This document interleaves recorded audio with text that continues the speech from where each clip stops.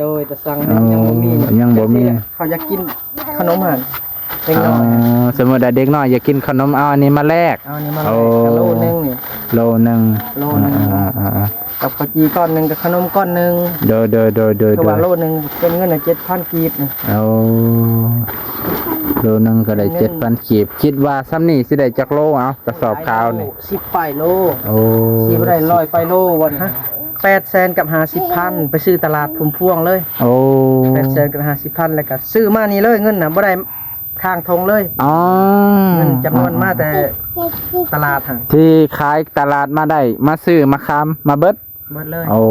เป็นจำนวนเงิน จำนวน 800,000 800,000กีบกะประมาณ พัน พันเท่าใด1,680,000กับประมาณ1,400บ่ประมาณนี้แหละกลมๆประมาณนี้แพ่เนาะ1,400ก็ถือว่า ยับเยอะง่ายๆ เพิ่นอาจจะ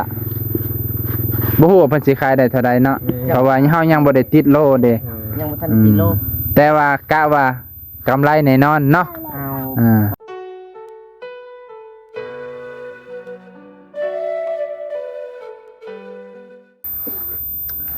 สบายดีพ่อแม่พี่น้องลุงป้าเบิดสุขุสุคนที่เคารพเช่นเก่าเช่นเคยบ่ว่าจะอยู่ในประเทศและต่างประเทศยินดีต้อนรับเข้าสู่ช่องเบานงมื้อนี้เบานงมาเยี่ยมถามข่าวบาวสวนหลังจากที่เพิ่นเฮ็ดค้าขายตลาดพุ่มพวงดวงใจพ่อแม่พี่น้องมื้อนี้น่าจะมื้อที่5มื้อที่6ประมาณนี้ใกล้สิครบสัปดาห์แล้วพ่อแม่พี่น้องการค้าขายของเพิ่นเป็นจังใดราบรื่นหรือคัดข้องเฮาก็สิมาถามกันนะพ่อแม่พี่น้อง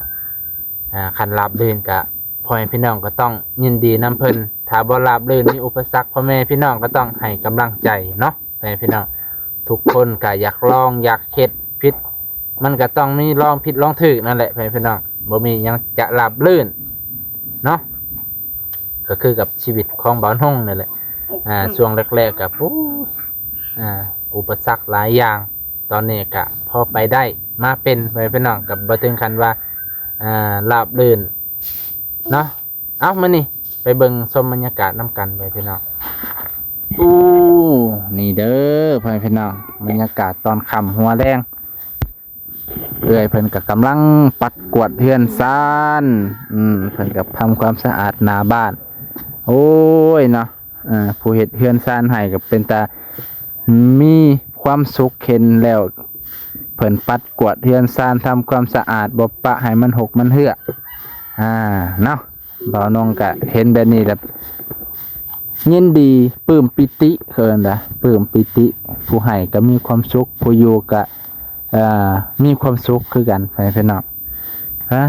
ต่อแบบนี้แหละเพิ่นต้องการที่สุดนะบ่แม่นว่าเพิ่นซอยแล้วโอ้ยบ่ปัดบ่กวาดบ่เมียนบ่หยังนะอันนี้คือบ่แม่นเว้าใส่ได้พี่น้องแต่ว่าความเป็นจริงกับมันควรจะเป็นแบบนี้พี่น้องนี่เอาเป็นตัวอย่างเห็นแต่เฮือนหลังนี่กับเพื่อนเบาแตงน้องแดงแหละที่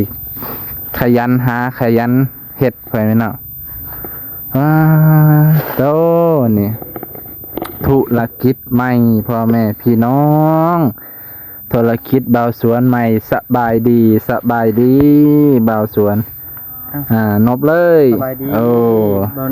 โดยแสงมันจัก แสงมันมืดเนาะ มันตอบป้ามะขามเบิดบ่นี่ มะขามไป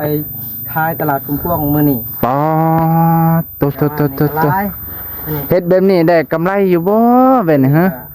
ได้อยู่บ่ เพิ่นสิมาแล้วจักหน่อยนี่ โอ้พ่อค้าไปสิมาซื้อพี่เลย โดย ปกติจะไปส่งบ่ ค่ารถใหญ่เพิ่นสิมาแล้ว โอ้ข่อยสิ ส่งบ่ได้แล้วนี่มันหนักเลย มันหลายพุ่นเนาะ มันหนักโดยมัน อันนี้ซื้อมาบ่หรือแลกขนมเขามา ซื้อมาแน่ โอ้ ซื้อมาหลาย โดย แลกขนมก็น้อย หน่อยนึงเนาะโอ้ โดยแลกเด็กน้อยเขาก็แลกให้เด็กน้อย เดี๋ยวเด็กน้อยบ่มีเงินเนาะ บ่มีเงิน โดย แน่ลุงเอ้ยละอันนั้นซอยล้านเอาให้ล้านแน่ โดย ก้อนนึงเขาจีช่องก้อน พอได้กินเนาะก็ดีต้นเขาได้จ้ะนี่ ที่โจนเขา แสดงว่าพ่อข้ามีเมตตาซอยเรือ หลังจากที่เขาซอยเรือเบาสวนมาหลายเบาสวนกับซอยเรือลูกหลานเล่นหล่อน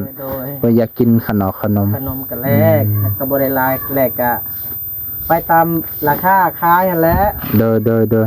กิโลละจักพันเพิ่นมาหับซื้อ นี่ก็คือว่ากิโลนึงละบ่หลายดอกกิโลละ 8,500 โอ้โทษ ว่านี่ก็ราคา 8,000 โอ้ วันนี้ก็เพิ่นสิขึ้นราคาให้เพิ่นว่า ปาตัว ไม่ค่าพ่อค้าใหญ่หั่น เด้อ ราคาให้ โอ้ สิมาเอากระมอง อ๋อ มื้ออื่นบางเทื่อก็คืนราคาอย่าเท่ากินแน่เนี่ย มันจะฮอด9,000 10,000ก็มีเด้เนาะปา เขา ตัว ก็เว้ากับพ่อค้าใหญ่กับแม่ค้าใหญ่หั่น โดยว่า ก็เพิ่นก็คันว่ามันขึ้นราคาก็ขึ้นก่อนเข้าแล้วได้เฮาได้ขึ้นน้ำล้างก็บ่ได้อันนั้นเนาะ บ่แม่นสิมาขึ้นเฮาทีหลังเนาะ แบบนั้น หมู่กินไปเบิดแล้วสิมาขึ้นทีหลังบ่ได้ ขึ้นก่อนบ่ว่าขึ้นก่อนก็ขึ้นน้ำกันนั่นแหละ โอ้ อันนี้คือคำเว้าหั่น กับพ่อค้าที่ตกลงกันแล้ว ตกลงกันแล้ว เด้อดี อันนี้ก็เฮาแยกให้มันได้น้ำหนักซ้ำกัน โอ้ให้มันได้น้ำหนักซ้ำกันเจ้าบ่มีแต่ตะสั่งเนาะ โดยแต่สั่งให้ยังบ่มี ยังบ่มี เขาอยากกินขนมหั่นเล็ก อ๋ น้ อ อย สมมุติว่าเด็กน้อยอยากกินขนมเอาอันนี้มาแลก เอาอันนี้มา โอ้ กะโลนึงนี่ โลนึง โลนึง อ่า กับข้าวจีก้อนหนึงกับขนมก้อนหนึง เด้อ คือว่าโลนึงเป็นเงินน่ะ7,000กีบนี่ เอาโลนึงก็ได้7,000ขีบคิดว่าซ้ำนี่สิได้จักโลเอากระสอบข้าวนี่ 10ปลายโล โอ้ สิบ่ได้100ปลายโลบ่นี่ฮะ โอ้เอา100คูณ8เบิ่งให้พี่น้องถือว่าเบาชวนนี่ บ่ส่วนก็เฮ็ด รับ ไปนี่ละ รับซับเต็มเลยได้นี่ 8.5โดดคูณไว้ ไปขายตลาดน้อยตลาดพุ่มพวงหั่น โอ้ ไปก็บ่ส่วนซื้อมาเลย เด้อ แล้วก็ตะแยก เลย ค่า นั่นสิ พ่อค้าเพิ่น เลยนิก 10ถุง ก็ได้มา2คนคือเก่าเด้อสบายดีเนาะ มาเบิ่งมาสวนแหล้ว เนาะ สบายดี มาเบิ่งธุรกิจเบาสวนนี่ไปด้วยดีได้ว่าบ่ เป็นธุร อ่า กิจหรือบ่ นี่แหละธุรกิจ เฮาสิพยายามเท่ากับมักแบบนี้ โดยมาค้ามาขายเนาะ โดยมันมักแบบนี้ ตัวดี นี่คือเตรียมสิเอาไปส่งเขาบ่นี่ บ่เขามาเอาเองมัน เอา แต่ก่อนไปส่งเขา แม่ เดี๋ยวนี้เขามาหับเอาทิ้งที ทั้งที่ โดย เนียนป่ะ เนาะเป็นธุรกิจ เออเขามีแต่ว่า โอ้ยสิบ่มีรถบ่มีหยังไปส่งบัดสุดท้ายเขามาเอาฮอดเทือนขอให้เจะมีสินค้า แต่ราคามันก็คือว่า ราคาไปส่งเขากับเขามาเอาเองนี่ตัวได้หลายกว่า ราคาก็ฮอดเขามาเอานี่แหละมันจะดีและ เอา เอาบ่มีรถ สมมุติว่าเจ้าไปส่งคือคู่มือตอนนั้น คันว่ารถจักรนี่เนาะ อ่า เฮาไปเมื่อนี่ฮะรถจักรเฮานี่มอไซค์เนาะครับ เดยมอไซค์ บ้านผู้หลักผู้ใหญ่เพิ่นที่ซอยเรือเบาสวนฮะ โดย มอไซค์เพิ่นเอิ้นว่าคันใส่มอเตอร์ไซค์ก็จนว่าอยากรถก็อยากเปื่อยแล้ว อ๋อ มันหนัก มา เนาะ ข้าวสารเด้ โอ้ ก็ซ้ำข้าวสารนั่นแหละ มันหลายสอบเนาะคนไปคนมา จะคือกันกับปูนนี่ โอ้มันเหนียว มะขามเนี่ยมันหนัก โอ้มันหนัก ไมันหา โอ้ มันหนักไม่มะขามฮะ เดย คือว่ามันหนัก คนไปคนมาเนี่ยห่วยรถก็สิได้หมุนก่อนเลยเนาะ ดีแล้วโอ้ เอาก็ให้เพิ่นมาเอาในนี้ ให้เพิ่นมาเอาดีกว่าไปเนาะ ซื้อครับซื้อมาไว้เฮือนพอข้ามาเอา อืม สุดยอด เอากระสอบหน่อยมาไป ในการ สอบหนึ่งมา จัดสรรในการจัดสรรนั่น ติด15โล15โล ติดไว้เลยนั่นเนาะ บ่เพิ่นมาติดจังหน่อย15โล กะไว้ซื่อๆเจ้ากันเนาะ 15โลติดทีละ15โลมาเอาถุงกระสอบยัง2สอบหน่อย ยังสองมาแบ่งออกเนาะบ่ให้มันหลาย อันนี้เอาคู่ด้วยยัง อันนี้เอาคุ น้อยคุณใหญ่ คู่น้อยนะ ซอยกันทั้งลูกทั้งเมียไปแต่สะออนเนาะ แม่พอเปลี่ยนเสียงหน้ากัน ตอนเพียงเฮียงนะซอยกันสร้างซอยกันสายดี เงินสื่อบ่ส่วนก็บอกก็ได้บ่ ซื้อตัวใดซื้ออันนี้เบิดบ่ รวมเลยเงิน โอ้ เงินบ่ส่วนน่ะซื้อ700,000 อ๋อ ทางเงินน่ะบ่ส่วนคือ700,000กับ800,000กับ50,000ไปซื้อตลาดพุ่มพวงเลย โอ้ 800,000กับ50,000แล้วก็ซื้อมานี่เลยเงินน่ะบ่ได้ข้างทงเลย อ๋อ เงินจำนวนมาแต่ตลาดหั่น ที่ขายตลาดมาได้มาซื้อมาค้ำมาเบิด เบิดเลย โอ้ เป็นจำนวนเงิน จำนวน 800,000 กีบกะประมาณ พัน พันเท่าใด1,680กะประมาณ 1,400บ่ประมาณนี้แหละกลมๆประมาณนี้แพ่พี่น้อง1,400ก็ถือว่า เนี่ยเยอะไง เพิ่นอาจจะบ่ฮู้ว่าเพิ่นสิขายได้เท่าใดเนาะเพราะว่าเฮายังบ่ได้ติดโลเด้ ยังบ่ทันกิโล แต่ว่ากะว่ากำไรแน่นอนเนาะ เอาจังว่าเฮาก็เบิ่งในหันแล้วเฮาก็ยังเว้าบ่ได้ต้องเบิ่งก่อนต้องเบิ่งตัวจริงเนาะ ฮู้งบเฮาซื้อแล้ว โอ้ คือว่าบ่ส่วนก็ฮู้แล้ว ฮู้งบที่เฮาซื้อแต่ยังบ่ฮู้งบที่เฮาขายอ๋อ มึงว่ากำไรสิได้เท่าไหร่ กำไร อย่าว่าได้900,000ห้วย ก็ยังลุกได้ อีรูปนี่เนาะ บ่ อ่า น้ำมันเนาะ น้ำมันก็ลุกได้ โดย ก็หลายเที่ยวได้น้ำมันเฮานี่70 80ก็บางมื้อนี่ เอา บางเทื่อก็บ่ฮอดประมาณ 60,000นะน้ำมันเฮานี่ โดยแสดงว่าเกิน60เนาะน้ำมันแต่ละเทื่อ 60,000เด้อบ่เกินแค่60,000ใส่ในปั๊ม เต็มถังเนาะว่าแล้ว เต็มถังใส่ในปั๊มบ่ได้ใส่บ้านนอกบ้านนอกคือเอาไว้อยู่ปุ่นกระสอบ ถือว่าประหยัดเนาะรถเพิ่นก็ โดยประหยัด มันมีส่วนในการค้าขายนี่ โดย รถรางพาหนะมันต้องแบบบ่ให้แปลงดุน้ำมันก็บ่ต้องเปลืองหลาย โดย มันเฮ็ดให้ประหยัดงบเฮาหลาย สิได้เห็นกำไรแน่ แม่น แต่ถ้าแปลงดุก็กำไรก็บ่เห็นแล้ว เพราะว่าสิบ่ได้ล้าน บ่ได้ล้านเฮาก็ค้าเอาขาย คันได้ล้านนี่เท่าหนาเอาอีกเนาะ ก็ยังลุก ยังลบเนาะ โดย 800,000 900,000 1ล้าน 200,000 กำไร200,000เนาะ บ่ได้เด้สำนี้เนาะมันต้องล้านห้าเด้ บ่ฮอดพุ่น ล้านสองนี่ยังเอาไว้บ่ล้านสองคันฮอดล้านสอง ก็สำนั้นก็ได้ อ๋อ ล้าน2ล้าน2นั่นแหละ เนาะ ล้าน2ล้าน3 เด้อ สำนั้นแหละ กะพ่อแม่พี่น้องก็คิดว่า คันซันน่ะ โดย เนาะ โดย โลละ 8,500 กีบเบิดนี่บ่ฮู้ว่าจักโลให้พี่น้องถ้า โลอยู่ ถ้า100โลสิเท่าใดเนาะ นี่ใช่ว่ามื้อเดียวนี่ครับ มื้อเดียวบ่ เฮา นี่ ส่งแล้ว โอ้ คัน100โลเท่าใด ว่านนี่เฮาส่งแล้วว่าน 800,000บ่บ่น้องก็คูณเลขบ่เป็นปานใด เนี่ยเด้อ 100โลเท่าใดบ่สวน 500เด้500เด้500เด้500 มันเหลือตัว500อีกเนาะ 800,000กับ100โลกับ800,000 100โลกับ800,000 15กับไล่ไปได้515กับไล่ใน5 500,000นี่บ่ 850,000บ่จังหวะเด้อแฟนเพิ่นน่ะเอาเบิ่งสิคูณให้เบิ่งเด้อคัน100โลเนาะ ก็ชื่อน้ำกระสอบไปน้ำ แม่น อ๋อ จก5จก2จก5ก็ร่วมบัดเฮาร่วมเลยเป็นเงินก็จก5จก5จก10ร่วมไปก็เป็น ก็หลาย 10,000 เออ มีอย่างนั้นนะ จก5จก10หลายอันก็ห้อยหลายเด้เนาะ ไปร่วมก็เป็น50,000 เด้อ มือกีบก็มี พ่อแม่พี่น้องถ้าเพิ่นขาย100โลนี่เพิ่นจะได้อยู่850,000 กีบซึ่งมันสิได้เท่ากับทุนบ่ได้กำไรไปถ้า100โลนะ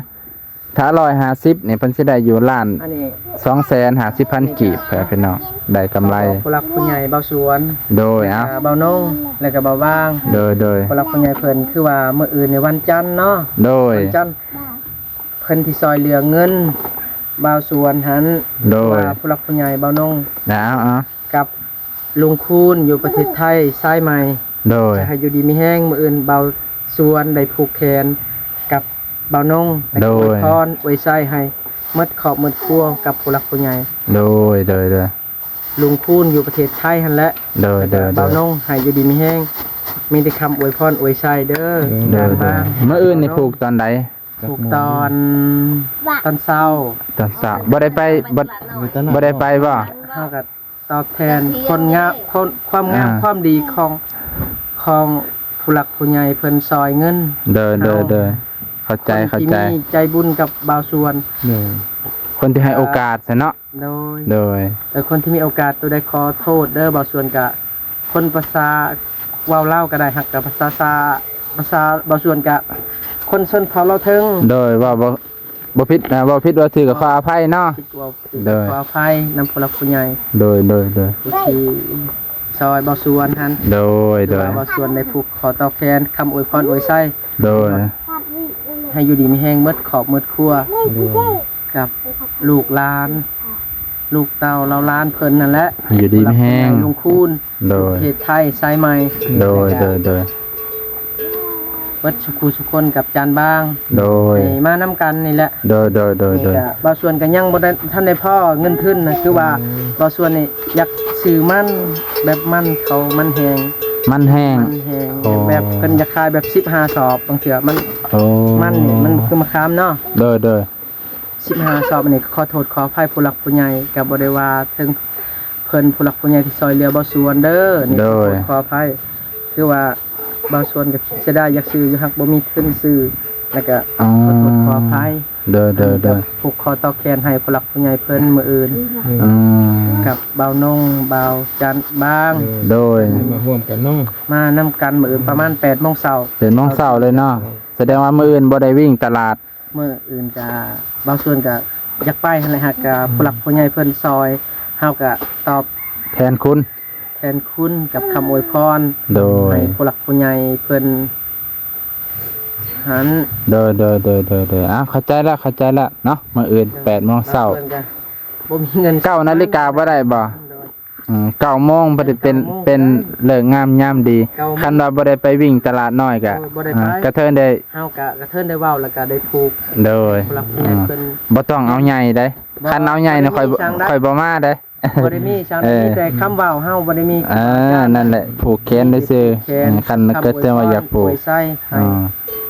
ให้ฮอดเพิ่นนั่นแหละ โดยนั่นแหละเฮาบ่ต้อง อยู่เมืองไทยหั่นแหละให้อยู่ดีมีแห้งให้เพิ่น โดย ได้เงินหลายเด้ออยู่ดีมีแห้งสุขภาพเข้มแข็งอายุมันขวัญยืนมันยืนเด้อครับ โดยนะไว้พี่น้องมาอื่นเพิ่นว่าเนาะก็มันอันขี้ลืมถามว่ามันนี่หลังจากที่เบิดมะขามบ่จังอยากคิดอยากซื้อต่อ ปนน้ำกันเลยเดี๋ยวนี้หั่น โอ้ ทั้งมันทั้งมะขาม ทั้งมันทั้งมะขาม เพิ่นอยากขายก็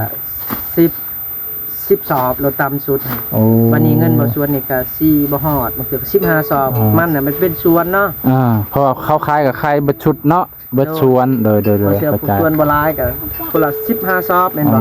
หรือ10สอบหรือ7สอบบางเทื่อก็20สอบ หวานหมด คือว่านี่ก็เพิ่นก็จ่ายมันให้บ่ส่วนโอ้คิดจะได้เด้ คันมัน ราคาบ่ส่วนฮู้แล้ว เท่าใด อยู่พุ่นให้ก็บ่แพง3-4,000 4,000 3,000ปลาย4,000 โลนึง โดยเฮาไปซื้อก็3,000 เฮาไปซื้อก็3,000 คือคันซื้อแบบนั้นห่วยเฮาสิคนมาจังได๋ซั่น เฮาก็เอารถไถนี่แหละ โอ้ เอารถไถ เอารถไถ โอ้ไว้แล้วก็เอารถไถไปขายหรือว่ารถใหญ่ติดต่อเข้าก็มา โอ้ เอาเว้ากันกับเพิ่นกับพ่อค้า พอคัก เว้าแบบละเอียด อืม ให้เพิ่นฮู้ราคา เด้อ ขายราคาซื้อเพิ่นก็มา เด้อ คือบ่ส่วนเว้ากับเพิ่นติดต่อไว้ซื่อ เด้อ ๆเพิ่นเจ้ามันหลายแล้วก็โอ้คิดเสียดายเด้ คิดเสียดายเนาะเฮาบ่มีทุนเนาะ ขึ้นนั่นนะโดยคือว่าเว้าแบบนี้ขอโทษขออภัยเด้อ เด้อ สำหรับผู้ใหญ่บ่สู่ผู้สุข เนาะบ่แม่นว่า เฉพาะผู้หลักผู้ใหญ่เบาเซนที่เคยซอยเบาสวนขอโทษขออภัยเด้อเบาสลีเบาเล่าพาเพื่อนเอ้ยไล่ เด้อ บ่สุขสุขคนกับบ่าวคำให้อยู่ดีมีแห้ง วัดสุขุสุขคนบ่าวเวียดบ่าวตา เด้อบัดสุขสุขคน กับบ่าวจอยบ่าวเวียงไส้ โดย เอ้ยบุญแล้วก็ลูกชายเพิ่นเฮากับบ่ฮู้ชื่อให้อยู่ดีมีแห้งเบิดสุขุสุขคนที่ซอยเรือบ่าวสวนซอยเรือบ่าวสวนเป็นคนดีแล้วได้ โดย แต่เป็นมีลาย ยามันเนาะ พยายามเองดอก เด้อ มันยืน โอเคแฟนพี่น้องเนาะ พอแล้วเนี่ยอย่าเอา ทั้ง ลาย จากปากเบาส่วนเรียบร้อย เรื่องหมอกเรื่องมันเพิ่นก็ว่าอยากเฮ็ดธุรกิจนั้นต่อเพราะว่าถ้ามันเบิดมาขอกมาค้ามกะห่วย มันปุ้นน้ำกันเล ก็ ย สิต่อกับต่อช่วงขายหมอกขายมันนี่แหละแฟนพี่น้องก็ถ้าเบิ่งตอนต่อไปแฟนพี่น้องเพราะว่าบางเทื่อก็ทุกสิ่งทุกอย่างมันก็ต้องอยากลองเบิ่งก่อนแฟนพี่น้องได้หรือบ่ได้เนาะมื้อนี้ก็สิจบเพียงเท่านี้ก่อนแฟนพี่น้องลุงป้าเนาะถือว่ายืดยาวไปหลายเติบมื้อนี้มาเบิ่งชีวิตบ่าวสวนธุรกิจใหม่เชิญกล้าเฮ็ดกล้าทำทุกสิ่งทุกอย่างมันก็ต้องลองผิดลองถูกเฮาจังสิได้ฮู้ว่าได้หรือบ่ได้ดีกว่าบ่ลงมือเฮ็ดเลยแฟนพี่น้องมื้อนี้ก็สิจบเพียงเท่านี้กันเด้อแฟนพี่น้องขอบคุณครับขอบพระคุณแฟนพี่น้องที่รับชมตั้งแต่ต้นจนจบข อบมกขอบใจขอบพระคุณหลายๆอยู่ดีไม่แห้งเจ็บอย่าได้ไข้อย่ามีเบิดสู่กูสู่คน